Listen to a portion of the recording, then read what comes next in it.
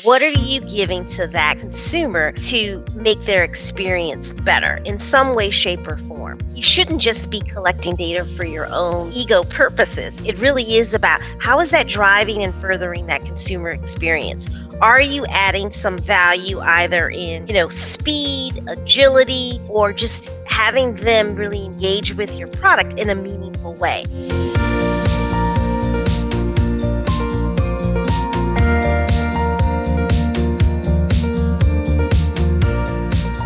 Hi, everyone. It's Wednesday, April 28th. Thanks for listening to the Behind the Numbers ad platform, an eMarketer podcast made possible by Neustar. I'm your host, principal analyst Nicole Perrin, and this is my platform to talk about advertising with some of the smartest and most interesting people I know. So today, joining me to do that is Sharon Harris, who's the global CMO of Jellyfish. Hi, Sharon. How are you? Hi, Nicole. Thanks for having me today. Yeah, thank you so much for coming on the show. We're experimenting with something a little bit new to kind of set up the episode a little bit. So I have a couple of quick fire opening questions, one about Jellyfish and one about you. So first, can you tell us a little bit more about Jellyfish? What kinds of companies are your clients, and what's the main problem that you're trying to help them solve? Sure, absolutely. Jellyfish is a digital marketing and communications firm, and our goal is really to advance the digital maturity of our clients. We work with some of the most iconic brands on a global basis, from Nike to Spotify to Sanofi to American Eagle. We really help them advance their digital maturity really across the spectrum. So we provide a full array of capabilities from search engine optimization to website optimization, content marketing, PR, in-housing, and of course, we work across all of the major ad tech stacks and platforms. So that's Google Marketing Platform, Facebook, Amazon, and Salesforce. So that's a lot. That is, as you say, very full service. It's a lot of digital. And I can tell that we're going to have a really interesting and well-informed conversation because of your experience with that. But first, let's do a question about you. Before the show, I shared with you eMarketer's estimates of media consumption, daily average media consumption among US adults. So can you share with listeners, what's a media channel where you're a little bit of an outlier, whether that's because you consume more than the daily average or less? I think I'm an outlier on probably TikTok. Mm. I'm just not doing it. I'm trying to keep up with the new dances, but it's just not happening. I will tell you where I probably over-index is on all things linear television and all things digital. I love televisions. It's become sort of my escape. I will say that I do a fair amount of over-the-top television, so I'm watching all of the streaming, whether it's Netflix, Hulu, Disney Plus, all of those. But definitely, I'm behind on my TikTok game.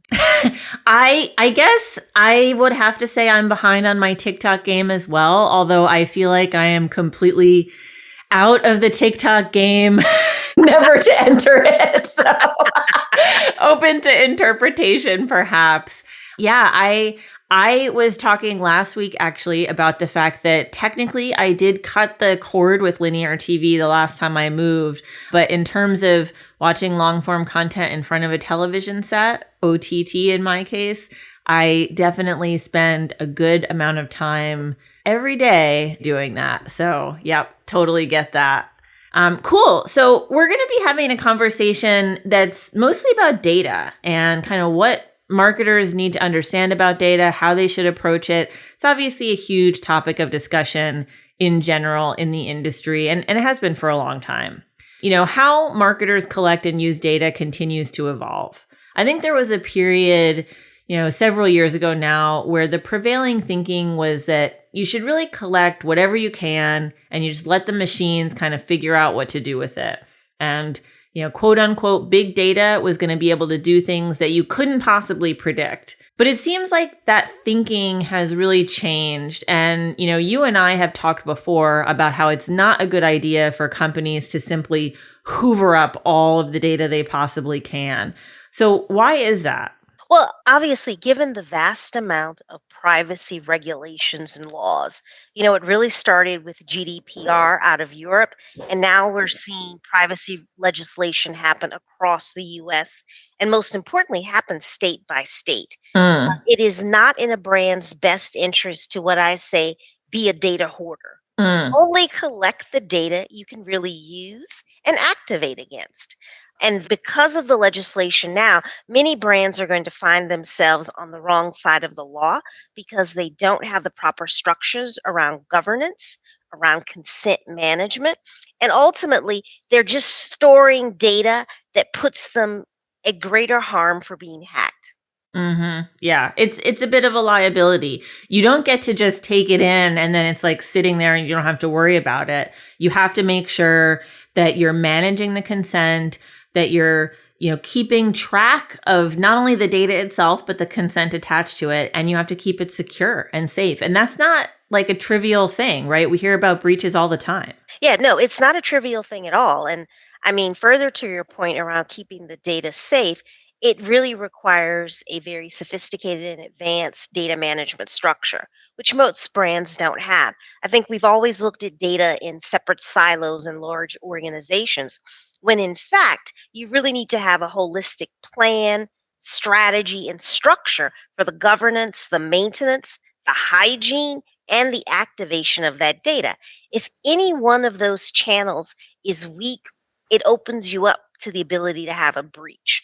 And Hmm. now, given the sophistication of many of the hackers who are operating at a global scale, who are incredibly agile and incredibly smart, you can now have these data breaches have far reaching implications. So people's personal information is now exposed across the world. It's not just in the US. Your information can go across to Europe, to Asia, to all parts of the globe. So it's become a much more serious issue. And I think, given the proliferation of all things digital and people being online more and more, the risk is even higher for a brand. Yeah. In your experience, how normal is it for a brand to recognize that there is a big risk there? I think more brands are coming around to it, and that's a lot of the work that we're doing. We will be releasing our own privacy playbook, and core to that playbook is really around trust and consent management. First and foremost, do you have those basic governance plans in place? And then, second, let's talk about what your marketing strategy is. As I've said, collect the data that you can use and activate against. And that is really getting organizations to peel back the layers on what data are we using? Do we need to collect your name, email address, and birth date through every journey that you're on with our corporation if we've done it once? Why aren't we better managing and leveraging that data through all of the touch points that we have with the consumer? So our Yeah. privacy playbook is going to go into more detail about that and provide some very practical steps that brands can take to do their own assessment about where they are and how they're thinking about it across the organizations holistically. And then ultimately, an assessment around how privacy safe are they from the standpoint of, is privacy really built into the design of what they're doing from a marketing perspective? Yeah, yeah, that's really important too. And that's something that I do hear more people starting to talk about, but I think they still need quite a lot of education about what that really means, privacy by design. Let's talk a little bit more about what the right approach is to deciding what to collect and how to use it. One thing that I've talked about a bit in the past is the idea that consumers are giving you this information for a reason. Consumers are giving you this information so they get some kind of benefit, right? So one of the things that I've said for a while is, if you don't know how you're going to use information in a way that helps the consumer with some kind of benefit, that's maybe a sign that you shouldn't be collecting it in the first place, because you're collecting it for your own benefit and not for theirs. What are your thoughts on that, or any other kind of approaches to deciding what to collect? No, you're spot on with that, Nicole. I mean, the collection of data is really about a value exchange. What are you giving to that consumer to make their experience better in some way, shape, or form? you shouldn't just be collecting data for your own sort of, ego purposes. It really is about how is that driving and furthering that consumer experience? Are you adding some value either in, speed, agility, or just having them really engage with your product in a meaningful way? And I think for most marketers, this goes back to the fundamentals of marketing in terms of how that information will serve as an activation layer for you to deliver your message to that consumer. So that's really, really core. And I think in many cases, people are collecting data, but they're not actually delivering on the value exchange to the consumer. Yeah. To be fair, it's probably a lot easier to collect the data than to figure out how to provide value to your customers, right? It is. It probably really is. And that's one of the things, we deliver privacy workshops to brands to one, educate and inform them on this topic. And that's one of the key questions that we ask. What is the value exchange that you've established for that customer in order for them to give you their email address or their home address or their full name? And most people can't actually answer that question in fullness. Yeah, that's really interesting. I mean, it doesn't really surprise me, but it's so interesting to hear when, I have been kind of saying that for a while. I've heard many people say for a while, it's about a value exchange and what are you going to provide to the consumer? And there's been so much more talk about collecting more and more data, especially as we kind of reach the end of third-party cookies, collecting more data of your own. And the idea that brands still haven't kind of figured out what's in it for the consumer is maybe a little bit discouraging from my standpoint. I don't know if you feel the same way or if you're more optimistic.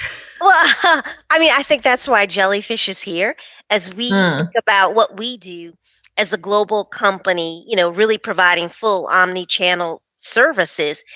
We believe that marketing can get better. But right now, it's really about a return to the fundamentals of marketing. Know your audience, understand what the experience is that you're trying to deliver to them, and what kind of value that's really going to be accretive to what they're already experiencing can you really deliver on. So I think if we go back to those fundamentals, you will ultimately see data collection get better. Yeah, I think that's an incredibly good point about going back to the fundamentals of marketing. And, one of these things that we need in digital after maybe going a little bit too far down the science path, we need that art side of the discipline as well. Maybe the more creative, more kind of human oriented side of thinking about how as marketers we can help our customers. Since that's often, what marketers are trying to do is show people how they can help solve some kind of a problem or need that they have, right? We're going to be back with Sharon in just a moment to talk about more of the ways that advertisers can use data. But first, just a quick message about our sponsor.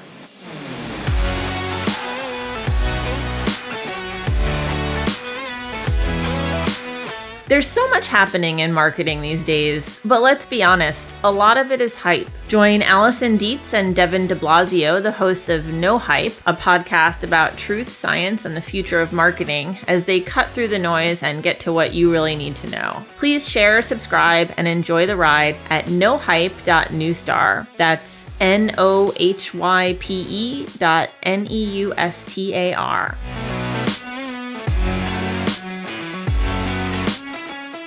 Cool. And now I'm back to talk a little bit more with Sharon Harris about how advertisers should be using data.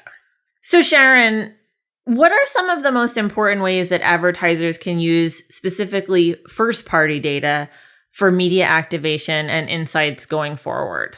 Well, the core way that advertisers can use first party data is simply to know their audiences, to understand their audience's relationship, needs, and wants of their products. One of the things that, when we talk about returning to the core of marketing fundamentals, it's not always about talking. Sometimes it's about listening to what your customer wants. And I think many brands spend a large portion of their time talking and not listening. And often when we see the examples of brands listening, it's the worst case scenario when the product has failed. They have a dissatisfied customer on Twitter, but they didn't take the time to invest in using that first party data to listen and learn. and refine the product or the messaging to the needs of the customer. And I think we've seen that a lot during, the past year where, people were frustrated, whether it was because they couldn't get to, a brick and mortar store and they were ordering everything online, and there were challenges with product descriptions, sizing, colors, and they were saying to brands, hey, this doesn't represent what I'm experiencing in your online store. Or I thought a size, medium would fit a 10. It's really more like an extra small. And brands weren't actively listening, ultimately responding in a way to drive better consumer engagement, interest, and ultimately drive them to purchase. Because I think consumers are really expecting brands to be much more responsive to their needs and really, really hone in on, I want your product to deliver for me. How can you make it better?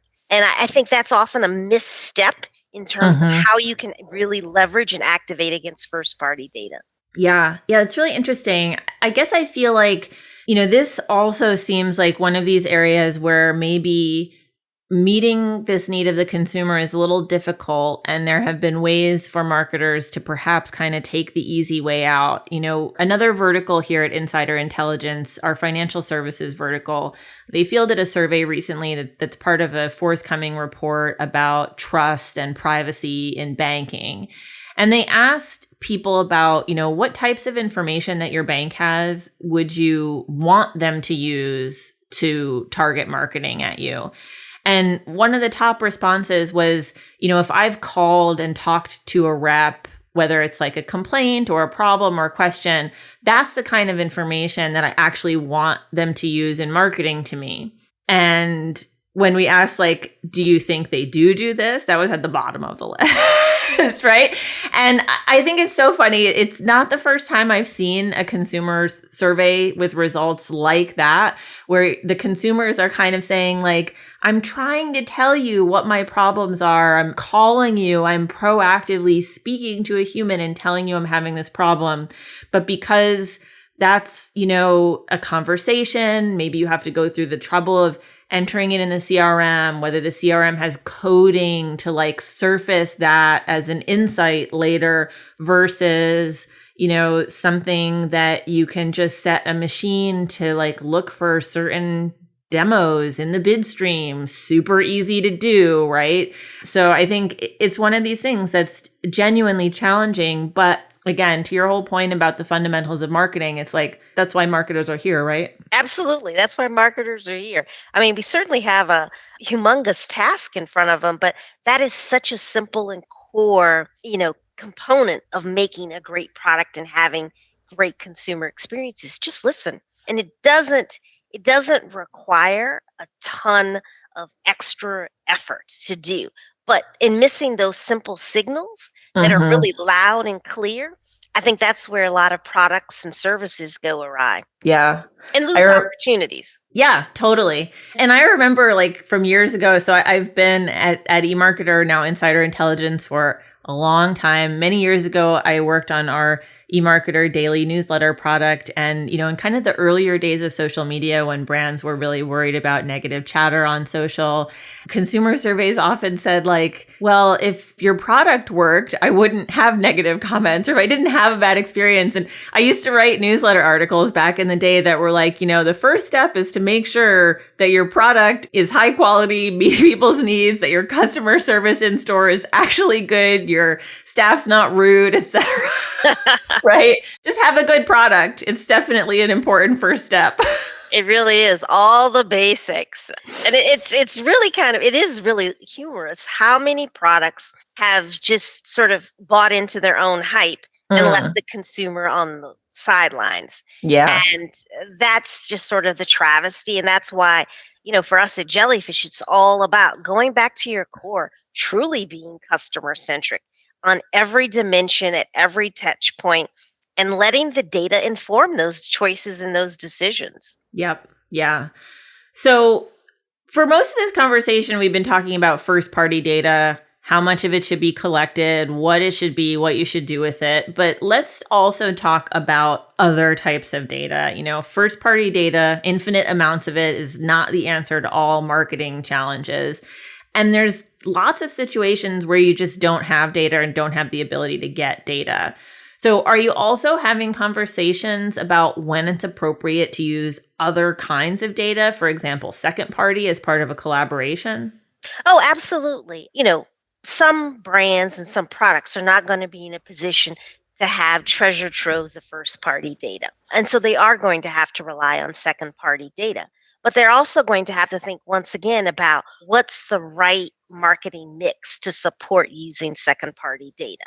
So we're definitely having those conversations because there is still value in second party data. This is not a all or nothing proposition. And for some brands to even be able to collect enough first party data to make it valuable could take years, or it may just not happen because consumers may not be interested in sharing that data, given that the value exchange is not that great. Yeah.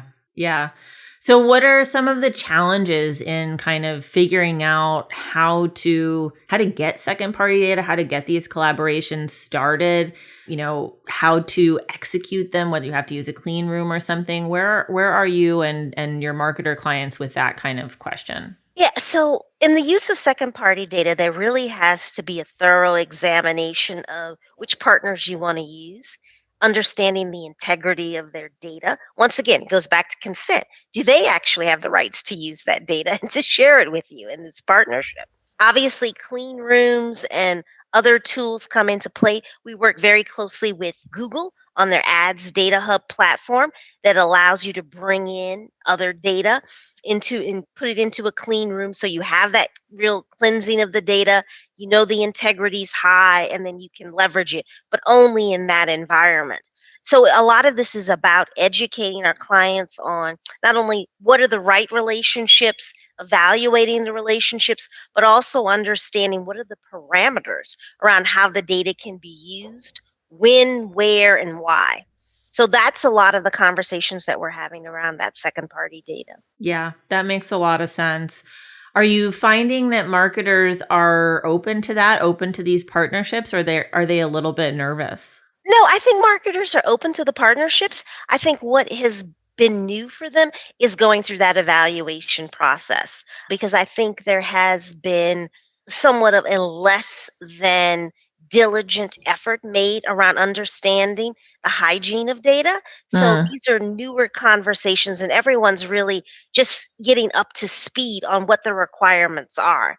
Because once again, if we're going to have legislation and regulation state by state, you really need to be very, very diligent in how you're evaluating those partners and making sure that you aren't opening yourself up to some level of risk or potential penalties. Yeah. Anything, whether it's in the playbook or just that you're talking a lot about with clients lately with respect to data that we haven't talked about already? I mean, one of the biggest things that we've been talking to CMOs about really is on the level of brand trust, because data really, hammers at a brand's trust. And that trust starts to really be diminished by simple things like a data breach. And then you have consumers then look at a brand very differently on all dimensions. Are your products going to deliver? Because I think the moment a consumer experiences that just moment of doubt or hesitation, then it becomes a more critical conversation moving forward. So that's one of the key points out of this is if you're not going to get the data right, you then put all of the other great work that you may be doing into jeopardy. Yeah, that's such a great point to end on, Sharon. Thank you so much for being on the show today. That's all that we have time for on today's episode of the Behind the Numbers ad platform, an eMarketer podcast made possible by Newstar. Sharon, thank you so much for chatting today. Well, thanks for having me, Nicole. It was a great conversation. It was a great conversation. And thanks to you all for listening. I'll be back in a couple weeks with the next episode of the ad platform. And in the meantime, please continue to let us know what you think at podcast@emarketer.com. Thanks. Thanks.